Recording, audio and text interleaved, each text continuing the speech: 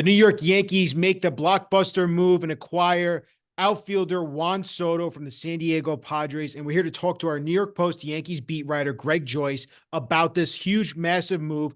Greg, how you doing, man? Good. How you doing, Ryan?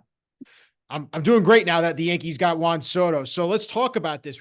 Obviously, days leading up to this, everyone who reported Juan Soto, Yankees, they're interested. They want to get the deal done. That's the superstar they think can help change this offense. So when you ultimately see now what the package the Yankees gave up in order to trade for Juan Soto and acquire him, how are you feeling about this Yankees roster now that they got Juan Soto?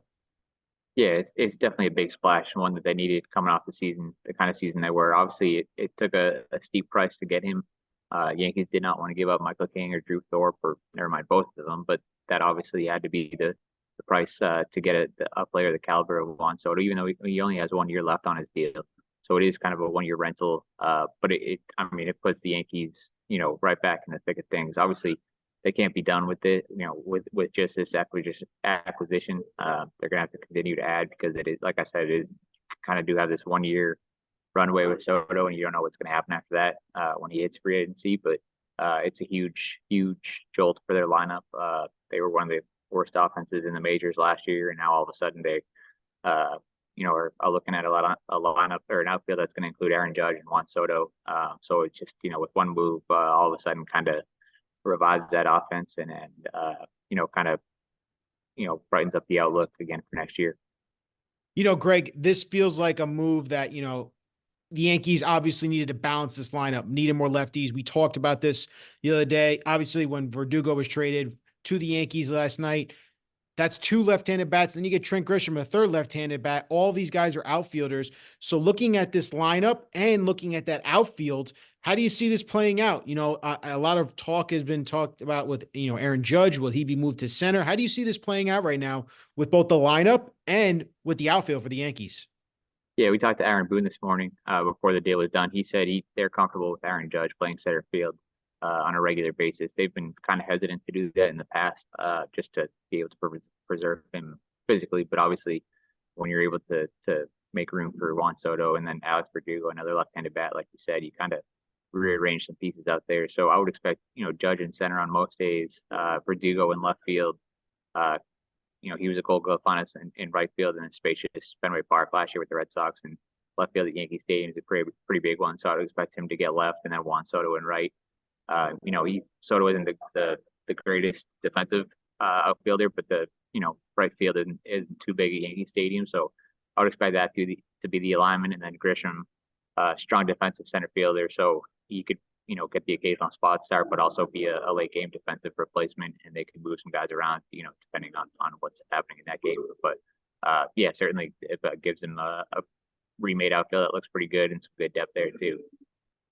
Yeah, it does give this some depth to your point with Grisham. Now he could be that late center field defensive option. Now, again, for that lineup now, when you think about it, do you see Juan Soto possibly being, would you bat him ahead of Judge, behind Judge? You keep Judge in the second? Like, how would you see them playing around with that lineup now that you have this top five offensive bat joining the lineup with Aaron Judge?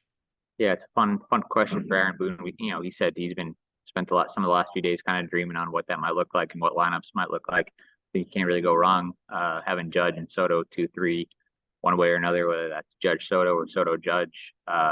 We'll see. But I mean, Boone likes his balance in the lineup, and usually last year a lot of times that meant kind of spreading out the two or three lefties that he had at his disposal. But now, you have Soto, you have Verdugo, Rizzo, you have Austin Wells, possibly, maybe a part-time catch, tandem with Jose Trevino. So all of a sudden you have a lot more lineup balance, and they can kind of do a lot more things. But it's stacked at the top when you have Soto and Judge in some combination in the top three. Yeah, it's going to be fun to watch for Yankees fans. They're going to have just that opportunity to see Judge Soto. It must be so fun to write that in if you're Aaron Boone in that lineup card. So I also saw, Greg, you wrote an article tonight after the trade went down. How does this implicate the Yankees and their salary structure with bringing on Juan Soto's arbitration final year of his deal? How do you see this playing out? The Yankees could be approaching that $300 million threshold, it seems like, if they do go out and, let's say, get a guy like Yamamoto in addition with Juan Soto this offseason. Yeah, and they made it clear that they're very interested in Yamamoto. They're going to meet with him on Monday in Southern California. So, those are two guys that are going to make, upwards of $30 million next year. So that would certainly, extend their payroll beyond 300 million. Hal Steinbrenner said that, he doesn't think you should need a payroll above 300 million to win a championship, but he hasn't said that that's necessarily a hindrance, and their actions are kind of proven that that's not going to get in their way.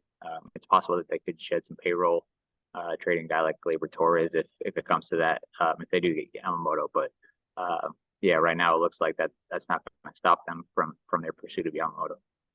Well, Greg, we appreciate you just hopping on, breaking down this massive deal. I'm sure you're going to be talking about this in the coming days and weeks even further, just going over this Yankees roster and how they continue to make it improve. And we'll see what happens with Yamamoto. But Juan Soto is officially a New York Yankee. Greg, thank you so much, man. Yeah, thanks, Ryan.